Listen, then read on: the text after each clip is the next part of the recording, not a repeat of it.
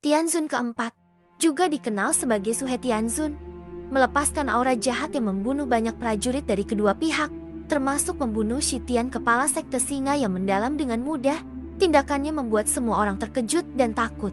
Xiaoyan bersiap menghadapi Tianzun keempat, yang memiliki kekuatan luar biasa dan teknik berbahaya bernama skill besar transformasi darah, yang memungkinkan dia mengendalikan darah musuh. Namun, Xiaoyan berhasil menetralkan efek itu karena garis keturunan barunya dari makam surgawi dan tato klan Xiao yang aktif, yang memperkuat tubuh serta dokinya. Tianzun keempat merasa terdesak karena serangannya tak mempan terhadap Xiaoyan. Dia kemudian menggunakan teknik terlarang, teknik darah melahap hebat, menyerap darah dari sekitarnya untuk meningkatkan kekuatan dan mencapai tahap perubahan ketiga dari 9 perubahan menuju tingkat Banshang. Xiaoyan merespons dengan teknik kuatnya, teknik mengusir api 5 cincin, memanggil 5 api surgawi termasuk 1 api buatan yang membentuk spiral api raksasa. Pertempuran memuncak saat Tianzun keempat menyerang dengan telapak setan langit jahat berdarah. Sementara Xiaoyan menghadapinya dengan koil api raksasa. Kedua kekuatan bertabrakan di langit dalam benturan dahsyat, menandai klimaks duel mereka. Xiaoyan berhasil membuat Tianzun keempat dari Hall of Souls terluka parah dalam pertarungan yang intens, menggunakan serangkaian serangan keterampilan Do kelas Tian. Meskipun Tianzun keempat berhasil melarikan diri melalui terowongan spasial, luka yang dideritanya cukup parah sehingga akan menghambat perkembangan kekuatannya di masa depan. Setelah itu, Xiaoyan membantu mengusir sisa pasukan Hall of Souls dan sekte singa yang mendalam. Ia memerintahkan sekutu-sekutu yang sebelumnya berpihak pada musuh untuk membuktikan kesetiaan mereka dengan menyerang sekte singa. Pertempuran pun pecah kembali, dan sekte singa hancur total, menandai kemenangan besar bagi aliansian. Xiaoyan kembali ke benteng dan disambut dengan sorakan meriah. Ia bertemu kembali dengan putrinya, Xiao Xiao, dan Cailin. Xiaoyan menyadari Xiao Xiao ternyata telah bereinkarnasi bersama roh Python surga penelan 7 warna, memberinya kekuatan luar biasa sejak lahir. Xiaoyan berencana memberikan pelatihan terbaik bagi putrinya, termasuk meracik pil obat tingkat tinggi seperti pil bangunan Yayasan Bodhisattva Misterius. Percakapan pun berlanjut dengan Gu He, alkemis ternama dan anggota aliansian, yang tampaknya masih menyimpan persaingan pribadi dengan Xiaoyan. Meskipun begitu, Gu He tetap menunjukkan rasa hormat terhadap kekuatan dan pencapaian Xiaoyan. Di sini Xiaoyan, pemimpin aliansian, menemukan bahwa Pil Hall, bagian penting dari aliansi, telah menjadi arogan dan tidak tertib. Ia menyadari bahwa pemberian kekuasaan khusus kepada Pil Hall di masa lalu kini berkembang menjadi kanker dalam tubuh aliansi, karena para alkemis di sana mulai bertindak semena-mena dan tidak menghormatinya sebagai ketua aliansi. Untuk menegakkan kembali otoritasnya, Xiaoyan mengumumkan bahwa ia akan memperbaiki pil tingkat 8 bernama pil awal pertama secara terbuka di Pil Hall. Hal ini membuat para alkemis terkejut, karena pil tingkat 8 sangat sulit dibuat dan hanya sedikit alkemis yang mampu mencapainya. Beberapa tetua Pil Hall seperti Liu Chang dan Wu Jian menolak pengaruh Xiaoyan dan menganggap dirinya terlalu muda serta meremehkan kemampuannya.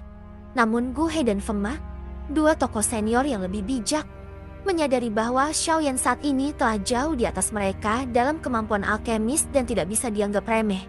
Saat demonstrasi publik dimulai, Xiaoyan menunjukkan teknik penyempurnaan pil yang luar biasa dan kekuatan spiritual menakutkan, membuktikan bahwa ia memang benar telah mencapai tingkat alkemis kelas ke-8. Hal ini mengejutkan semua orang, termasuk Liu Chang dan Wu Jian, yang akhirnya merasa gentar dan menyadari posisi Xiaoyan yang tak tergoyahkan. Dengan keberhasilan ini, Xiaoyan menegaskan kembali dominasi dan wibawanya atas Pil Hall, serta memulai proses reformasi internal agar institusi tersebut kembali disiplin dan efektif, serta menghapus akar-akar korupsi dan arogansi yang telah tumbuh selama bertahun-tahun. Dalam upaya menyempurnakan pil tingkat tinggi, Xiaoyan menarik perhatian banyak pengamat. Untuk menjaga ketertiban, Cailin mengerahkan ahli dari aliansian. Pada hari ke-8, awan guntur muncul tiba-tiba, menandakan kedatangan pil lightning 5 warna, fenomena langka yang hanya muncul saat pil luar biasa akan terbentuk. Ini mengejutkan banyak alkemis dan menunjukkan tingginya kemampuan Xiaoyan saat pil lightning menyerang. Xiaoyan memanfaatkan boneka setan langit untuk menahannya.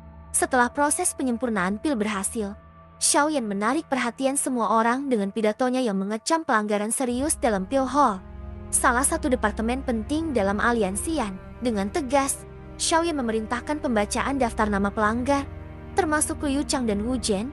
Dua penatua yang menyalahgunakan kekuasaan dan menjual pil demi keuntungan pribadi.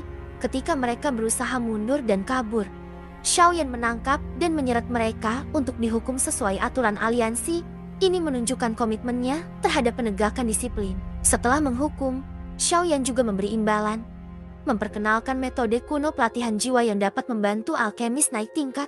Ini membangkitkan semangat dan antusiasme besar dari para alkemis, termasuk yang bukan anggota aliansian. Xiaoyan juga mengganti kepemimpinan Pil Hall.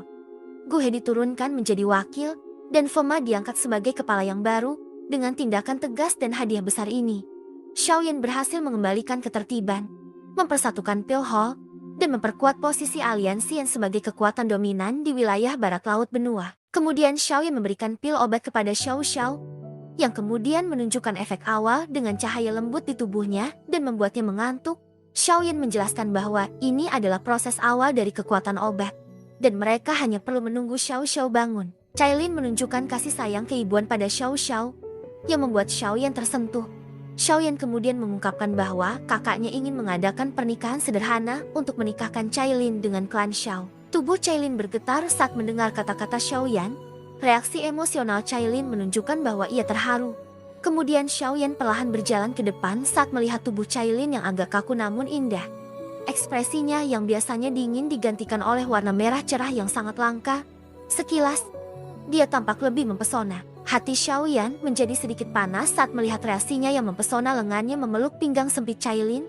Senyum tipis muncul saat dia dengan lembut mencium Cailin dengan mata yang sedikit emosional. Nafsu diam-diam memenuhi ruangan yang hangat.